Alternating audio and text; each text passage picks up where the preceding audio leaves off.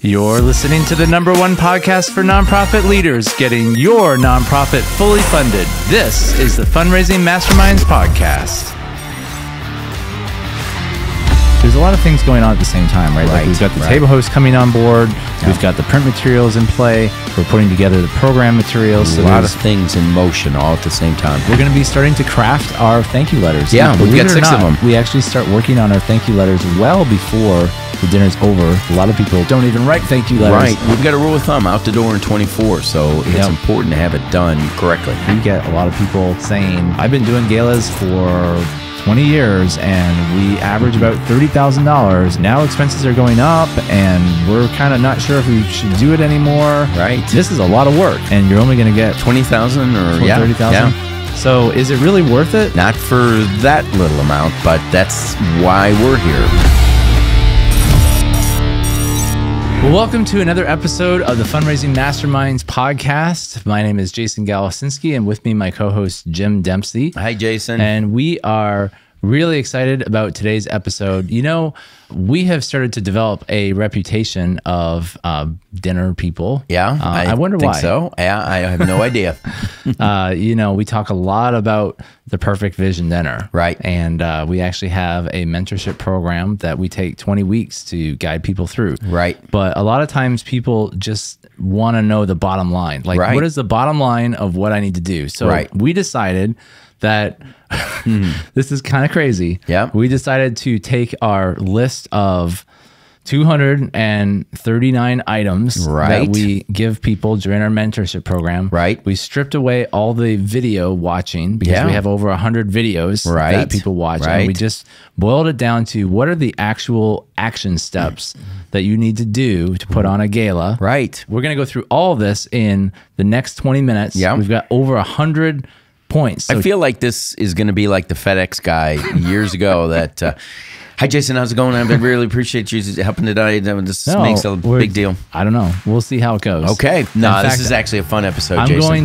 I think our audience is going to enjoy this. We're going to have a little bit of fun with this. Yeah. I've actually got a countdown timer we're going to put on the screen. Okay. We are going to hit the ground running. All right. Let's do it. All right, Jim, so we've got the timer on the screen, and we are going to go through how to do a gala in 20 minutes or less. All right. Are you ready to buckle up your seatbelts? Yeah, let's do it. All right, I'm going to hold my phone here because I'm just going to be going through everything really quickly, so I hope you don't mind. Oh, no, I got mine memorized. Oh, great.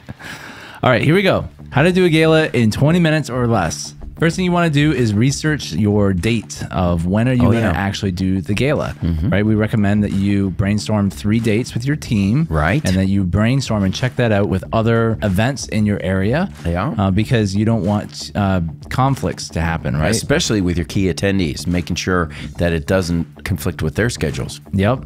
From there, we're going to start researching venues. Yeah. We are very opinionated about what kind of venue you want it to do the dinner. Don't want a church basement. No, we don't want the church basement. We want it to feel like a date night. Yep. So the date and the venue are very important. From there, we're going to put together a dinner budget. Yeah, we don't want to overspend. And I think, unfortunately, too many people get to that point. Once we have the date, the location, the budget, now we're ready to negotiate the contract with the hotel. And it's so important. You could save $8,000 to $10,000 with proper negotiation. Yeah, so we recommend that you negotiate everything, that it's all written down, and that everything is above board and in writing. With the venue, right? Yep. From there, we're going to go ahead and estimate your probable attendance. That really helps the venue to know how much space to give you and whether you have room to grow or not. You want to make sure that you host a name storming party. And this is one of our game changers. The name storming party is so important because getting proper table hosts and recruiting is such an important part. You want to make sure you brainstorm your host committee. Your host committee is a reference group that will help you recruit better. Next up, we're going to print out the timeline of the program. So we want to make sure everyone is on the same page. We want to think about the program elements. And by this time, we should have our date finalized. Yeah, at this point, right after the date is finalized, you want to start thinking about your program elements. And you want to make sure that you finalize your event date. because that date is what's going to go on all your printed materials. Now, we've got our 4 key positions. Make sure you recruit these people and recruit the right ones. Your overall dinner coordinator, your volunteer coordinator, or your DOVE, your director of volunteer efforts, your registration coordinator, and your table host coordinator. Those are the 4 key roles that are needed for success. After that, we're going to confirm our host committee, and then we're going to have our first host committee call. You want to make sure you print your table host invitation script and make sure that everyone gets a script, because this is, like it or not, this is their crutch to help get them through those calls. So at this point, we're about halfway through the planning process, and we should have about 50% of our table hosts at the halfway mark. Now we're going to start moving into our registration software, and we're going to start putting our table hosts into our registration software so that they can start opening the doors to registering their guests. And we have a whole platform that we use for this called Fundeasy. Yep. Fundeasy is a wonderful package that includes a wide variety of templates. You're going to want to update those templates to make sure it fits in with all the key points for your dinner, the date, location, speaker, all those things. Yep. You want to arrange your Fundeasy training for your team, because you want to make sure everyone on your committee, your dinner committee, is fully trained on Fundeasy. From there, we're going to start moving into designing the program, the print materials, the save the date cards. You know, if you've listened to our podcast for any amount of time, you know that Jim and I are big advocates of reaching all the generations at their communication preference, right? So some people really appreciate the paper still. They want to get a paper invitation. Hard copy. Other people like email invitations and text invitations and social media invitations. And so we really start putting together our campaign, our marketing campaign. And this is where we put together all the different components to promote our gala amongst our table hosts and amongst our mailing list. Yeah. So from there, I mean, there's a wide variety of elements. You're going to want to publish your event URL to your website. You want to create a QR code for your print invitation. Decide on what printer you're going to use. Are you going to use a neighborhood printer or use a conventional online printer? Are you going to calculate your numbers? How many pieces of each? The printer's going to need to know how many of each of those 6 pieces you're going to need. And you want to make sure that you enter your table host names into Fundeasy along the whole way. From this point, we are going to give our table host calling team access to Fundeasy. So from there, we're going to have our dinner chair check in with their recruiters. We're going to double check things are okay with the venue and make sure that the contract is signed at this point. Then we're going to start making a list of church champions, and we're going to reach out to some key church leaders. From there, we're going to start putting together our table host packets, and we've got a variety of letters and materials that we put in the table host packets. We want to make sure we get all those packets put together. We also like to send out a pre-call letter to certain table hosts, just letting them know that we are going to be calling them soon to ask them to be table hosts. And at this point in time, you want to train up your table host callers in their duties. What that means is they're going to be calling the table host on a regular basis. They are vital to the success of their dinner because their job is the care and feeding of table hosts. So you want to make sure that you train those people up properly. Yeah. From there, as people are coming on board and becoming table hosts, we're going to be putting them into Fundeasy, and we're going to be distributing the table host packets to them. While we got table hosts kind of coming on board, we're going to be simultaneously starting to put together the program, and we're going to be asking certain people to be a part of the program. So we're going to be selecting the MC, we're going to be selecting the person who's doing the ministry update, we're going to be selecting our 3 testimonies, we're going to select the person who's going to do our fundraising appeal, and then last but not least, we're going to select a main speaker. And remember, we are not big fans of big name speakers. So watch our video on big name speakers if you have a question on that. From there, we're going to finalize our table host committee. We are going to create your dinner narrative. And what this is basically just an overall vision of what are we trying to do at this gala? What is the overall message? What is the theme? What are the big picture ideas of what we're trying to do there? So we actually have a worksheet that we put people through to help them come up with the bigger picture stuff. And you have the duties and responsibilities we just talked about. You have the narrative. Now you're going to start recruiting the exact people to fill those spots. At this point, you want to make sure your table hosts are being called every other week at this point, up to 4 weeks before, and then they'll be getting calls every week. You want to determine your setup and teardown team and begin production of your creative pieces. And those pieces include the design and printing of your save the date and your don't forget cards, and order your save the date and don't forget cards from the printer. You also want to purchase stamps and labels for your mailing for the save the dates and don't forgets, and also send your electronic save the dates through FundEasy. At this point, we're going to be writing our ministry update. We're going to be determining the zip codes for our mass mailing. That's the counterpart to our table hosts. This one goes out to your whole entire mailing list. Yeah, and we send out our save the date postcard. Now, we don't send the save the date postcard to our entire mailing list because we don't want to actually invite our entire mailing list. We believe that the gala should be a unique event that is an invite only, and that's why we utilize table hosts. But we do have a little bit of strategy in inviting certain people on your mailing list, and so that's what we're talking about there. Most of your top donors. From there, we're going to be starting to put together your financial appeal, and this is going to be kind of going off of our script that we came up with what is the messaging of the dinner. And one of the key elements are our 3 to 4 accelerators, and we're also going to work on our giving options. Those are game changers for our events. At the same time as all that's happening, I know this isn't on the list, but at the same time all that's happening, we're going to be putting together a matching gift program.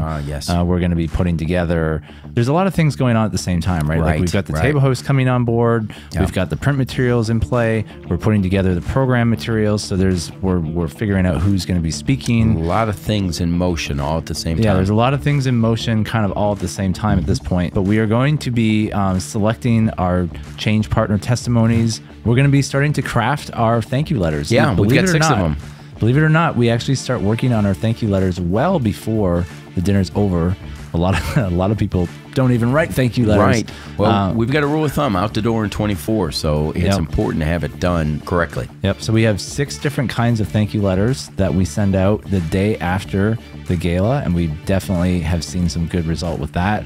At that point in time, we're going to start working on, the actual day of dinner responsibilities. So a lot of the stuff coming up to this point are just preparation for the program, but then there's actually quite a few people involved the day of the dinner. It's not just the executive director that runs the dinner. Or the dinner coordinator, Yeah, so we've got 4 different kinds of teams that we train up the day of the dinner. You want to tell us what those are? Yeah, those 4 teams. We've got a greeter team, an usher team, a registration team, and a counter team. It's important that you have those, and every one of those individuals get a job description. Greeters get a job description, the registration workers, counters, all those get a job description. And then you want to make sure that you activate live check-in with FundEasy. So at this point in time, we're about a week away from the dinner. It's now time to start ordering your giving envelopes. So we actually have specific custom-made giving envelopes that we use at the gala. We want to start sending out electronic don't forget. So we actually send out, I think 5 or 6 during the week of the dinner. And then even a couple the day of the dinner, we want to remind people electronically not to forget about the dinner. And the final week, we are finalizing some major things here. So we're finalizing the design of the dinner program. We're finalizing the PowerPoint of the dinner. We're finalizing the banquet event order with the hotel. We're communicating with the hotel about our guarantees. We're communicating with the captain of the hotel to make sure they understand exactly how we want the plates and the meals served. So there's a lot of finalized details coming out there. We're actually going to create a day of dinner schedule. This is a minute-by-minute schedule that has everything laid out exactly for the day of the dinner that we're going to give everyone so they know exactly what's going to happen at what time. Yeah, and then you're going to want to make sure that you collect and edit all your speaker scripts. We don't want anyone going up on stage that we don't know exactly what they're going to say. And then shifting over to registration, you want to make sure that you gather up the necessary iPads and iPhones, at least one iPhone or iPad for every check-in table, and then adjust FundEasy registration capacity. So important to make sure that each table has the correct number of people. now we're coming up to the actual day of dinner, and it's really important that you put together a pack list. How many times have we got everything in the car, we get to the thing, and we forgot all the pens that we're going to lay out or whatever. Or scissors or tape or whatever. So it's really important to have a pack list prepared, and that you go through that pack list as you're going, because there's a lot of stress involved the day of, and the pack list just helps you keep that in track. It's important to schedule out your email reminders, so you don't have to worry about sending out email reminders, an hour before. Preparing your PowerPoint, checking it over, making sure everything's good to go. We're creating our table chart on Fundeezy. We actually do that pretty much last minute. Making sure that chart goes to the hotel. At this point in time, we're pretty much knowing exactly how many meals we have. So we're going to be sharing our meal guarantees with the venue. We're going to be finalizing those guarantees, and we're going to be assigning guests to our tables and rearranging any last minute changes. At this point in time, our BEO should be completely finalized. That banquet event order. And everything is signed and ready to go. And then making sure, you're going to make sure we email our staff and participants with the details. We don't want them coming late. We don't want them not knowing how much time they have. We want to make sure that they have every particular item, and we want to finalize our program run sheet. We want to make sure that every individual has a minute-by-minute timeline, so they know how much time they have to speak and when they have to speak. And we want to create time cards, something as easy as 15 minutes left, 10 minutes left, 5 minutes left, 1 minute left, and then stop, so that they know clearly what they need to do and finalize our MC details. All those are so important for the people who are playing a role in the dinner. We are at the point where we are preparing our thank yous, and we don't mean the thank you letters. There's a lot of different types of thank yous. We're going to be tipping different people. We're going to be giving door prizes away, honorariums. So we want to have all that ready to go, and then confirm all your necessary AV equipment. You want to make sure that your AV people have all the time slots nailed down, and you want to design and print your name tags. Don't wait till the last second to nail down those name tags. I can't tell you how many people wait. I need to wait so that I don't have to hand address one individual name tag. It is okay. And make sure all the iPads and computers are charged up, and then you print 20 copies of the dinner timeline, making sure that everyone has a copy. At this point in time, we are planning out the registration. We're getting our honorariums put together. We're giving tips to the staff, and we're downloading live check-in into all our registration coordinators and our team to making sure that they're all ready to go for the night of the event. At this point in time, all the preparation has been done, and now it's just time to sit back and enjoy the program. It's time to have a great gala, but honestly, it doesn't end there, does it, Jason? No, and actually, you are usually in the back, pacing back and forth most of the time. You don't enjoy the gala. No, in fact, I don't generally even know what the food tasted like. No, and the reason is because it's so important that you stay on track, right? So that's why we have a minute-by-minute countdown timer. We know that you lose $1,000 a minute for every minute you go past our recommended time. And it's just so important that you stay on track. And so a lot of the pacing back and forth, and the reason why Jim has lost most of his hair is because so many galas go overtime. A lot of elements. And you lose a lot of money going overtime. So it's really important in the gala to be organized and structured. And that's, I guess, the biggest thing that I'm hoping that you're hearing as we're going through this list is, wow, this is really organized. This is really structured, right? And there's a reason why things are organized, because you've done galas back when you started where they weren't organized. You were just kind of winging it and trying things and hoping for the best. And you learned very early on that it doesn't go so well when you just wing it, right? You've got to you got to know what you're doing. You got to have it all planned out. And the more that you can be just bang, bang, bang, bang, bang, the more that people are like, wow.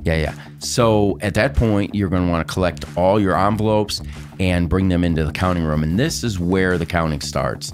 And by now, your dinner is beginning to end and the counting begins. And you want to count for a couple different reasons. Number one, you want to be able to let people know at the end of the night if they ask you how we're doing and do you need any extra money. Number two, you want to make sure that you've got it all ready because you want to find out who your top givers were that night so that you can make phone calls the next day. You want to mail merge your letters and counting letters. Remember, out the door in 24 is our goal, is our motto. And you want to make sure that you get all 6 of those letters out the door and start calling people. You want to pay your venue. And then, of course, don't forget to select a dinner date for next year. Consistency and continuity is so important. So get that date nailed down as quickly as possible. Yep. And hopefully if you chose a venue when you're picking that out at the beginning, you chose a venue where you could have room to grow, right? Because when we do vision dinners, we want to plan on growth. Right. In fact, part of what we say all the time is we want to fill 50% of brand new people every year so that the ministry continues to grow. Yeah. So Jim, that is 112 items that we just went through. In less than 20 minutes. And that is not including the 100 plus videos that go along with those 112 items. But if you watch this video all the way through, by now you should have a pretty good understanding of the process of putting on a gala.